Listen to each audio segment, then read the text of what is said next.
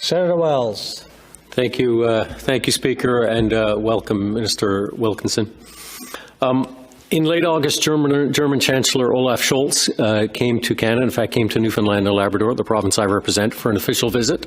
One of his objectives was to seek contracts for natural gas to replace the gas that he's obviously under pressure to replace that he's getting from Russia.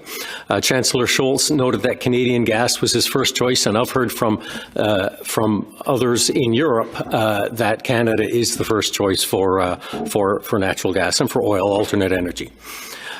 He came to make a deal, Minister, and he was shown the door. In fact, Prime Minister Trudeau said at a joint press conference that there's never been a strong business case. Of course, we know that that's not the case.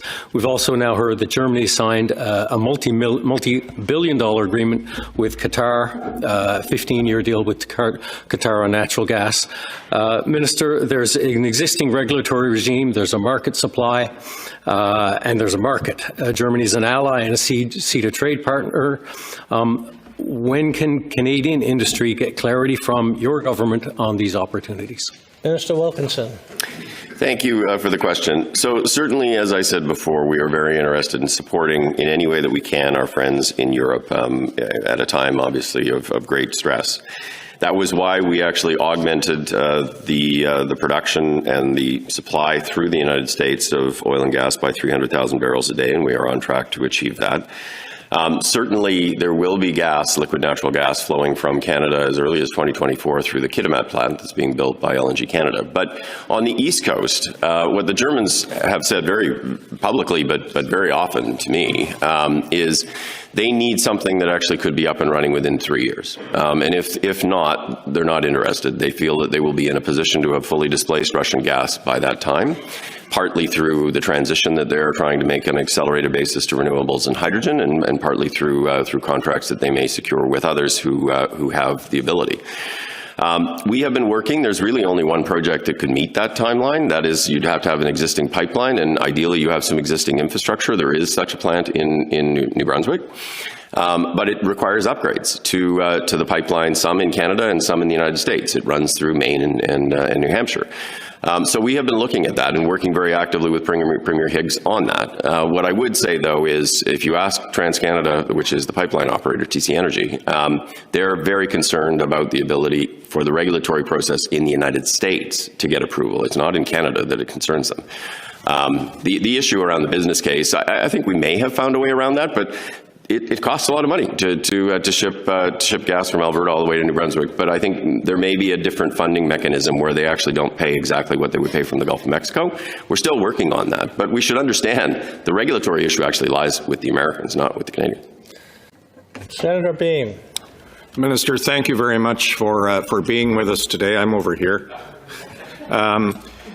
It's no secret that our European friends and allies are in for a tough winter, and probably an even tougher winter after that because of Russia's aggression in Ukraine and the shift away from Russian oil and gas.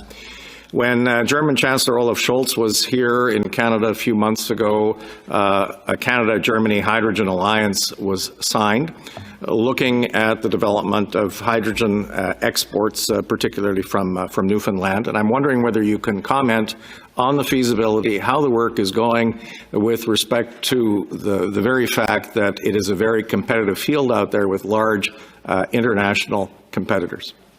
Minister Wilkinson. Yeah, it's a great question. I would say that, Canada has been doing everything that it possibly can to support our European friends and allies in the aftermath of the brutal and illegal invasion of Ukraine. That started with the commitment that we made to augment production of oil and gas in this country by 300,000 barrels a day, such that we were creating more liquidity in the global market to enable countries like Germany to move away from Russian oil and gas.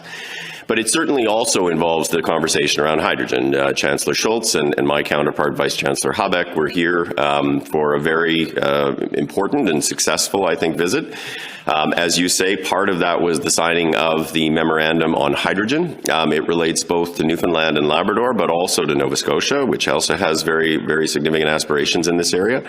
The first step is putting in place a regulatory regime to be able to appropriately regulate offshore wind. So some of these projects are starting with onshore, which there is a regime in place, or one can be put into place relatively quickly by the province. Then there's a federal provincial offshore regulatory piece that we are working on with both of those provinces right now, and we're looking at ways that we can actually do work even as that progresses. The target is to be in the position to be starting to ship hydrogen to Germany by as early as 2025, which is not very far away.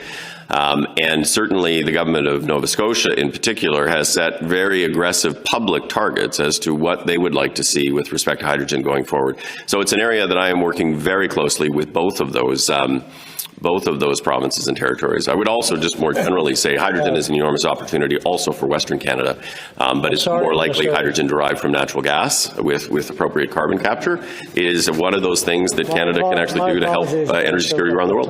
Your time is expiring. Senator Bernard. Oui, merci, Monsieur le. Thank you, Mr. Speaker.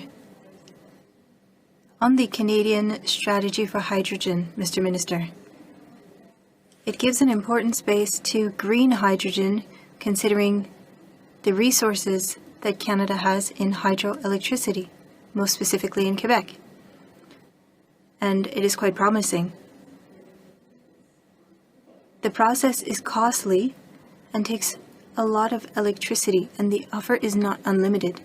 In March 2022, the chair of Hydro-Québec, Sophie Brochu, stated that the province will no longer have a surplus of clean electricity by 2027.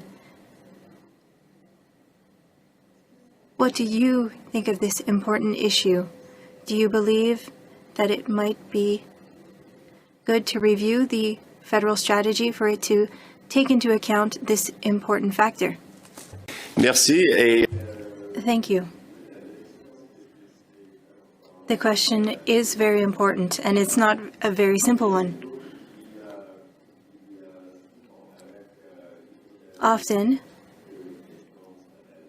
with hydrogen that people call green hydrogen,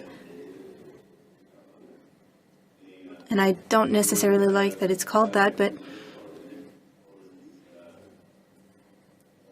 with the process, choices need to be made with how we want to use electricity.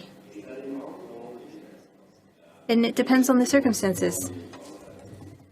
In the Atlantic provinces, they want to use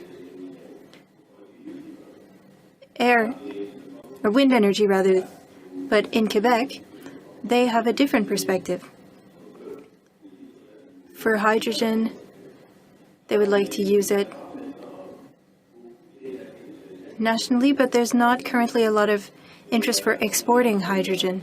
But as I said, there are other routes. For example, in Alberta, they could use natural gas to produce hydrogen, which does not create a lot of CO2. But not all provinces and territories have the same perspectives. But as you know, there are choices that we need to make. And with electrolysis, the costs are higher. It's more cost-saving to use natural gas, but if the cost for electrolysis goes down, then things will change.